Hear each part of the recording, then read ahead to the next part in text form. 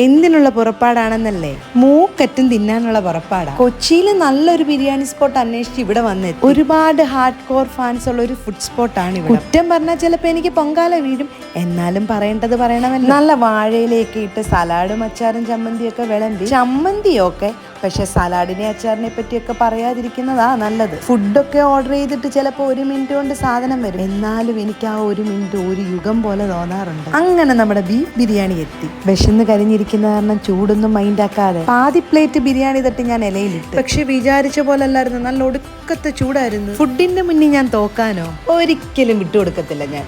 അങ്ങനെ ബിരിയാണി ടേസ്റ്റ് ചെയ്യാൻ പോവാ. എങ്ങനെയുണ്ടെന്ന് നോക്കാം നമുക്ക്. സൂപ്പർ ബിരിയാണി, നല്ല സ്റ്റാൻഡേർഡ് ബിരിയാണി.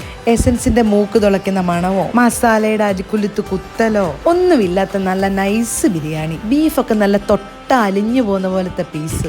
തീരെ ഹെവിനെസ് ഇല്ല, നമ്മൾ ഇരുന്നങ്ങ് കഴിക്കും. ശരിക്കും ബിരിയാണി മൊത്തം കഴിച്ചു കഴിഞ്ഞപ്പോഴേ വയറും നിറഞ്ഞു മനസ്സും നിറഞ്ഞു. ഇലയൊക്കെ വടിച്ച് കഴിച്ചു കഴിഞ്ഞപ്പോഴാണ് ഞാനൊരു സത്യം മനസ്സിലാക്കിയത്. ഇവിടുത്തെ ബിരിയാണി കഴിക്കാൻ ഈ ചല്ലാസിന്റെയോ അച്ചാറിന്റെയോ ചമ്മന്തിയുടെയോ എന്തിനാ പപ്പടത്തിന്റെ പോലും ആവശ്യമില്ല. അത്രയ്ക്ക് സൂപ്പർ ബിരിയാണി. ഇവിടുത്തെ ബിരിയാണി മാത്രമല്ല, എല്ലാ ഫുഡും സൂപ്പറാന്നാ കേട്ടത്. സമയം പോലെ അതെല്ലാം വന്ന് കഴിക്കണം. ഇവിടെ നിന്ന് ഇറങ്ങിയപ്പോൾ ചില്ലുകൂടിൽ ഒരുപാട് മലബാർ പലഹാരങ്ങൾ ഇരിപ്പുണ്ട്, പക്ഷെ അതൊന്നും കഴിക്കാനുള്ള സ്പേസ് ഇല്ല. സ്ഥലം കൊച്ചി പനമ്പള്ളി നഗറിലെ 5th ക്രോസ് റോഡിലെ മന്ന റെസ്റ്റോറന്റ്. അപ്പൊ ഇനി നല്ലൊരു ഉറക്കം.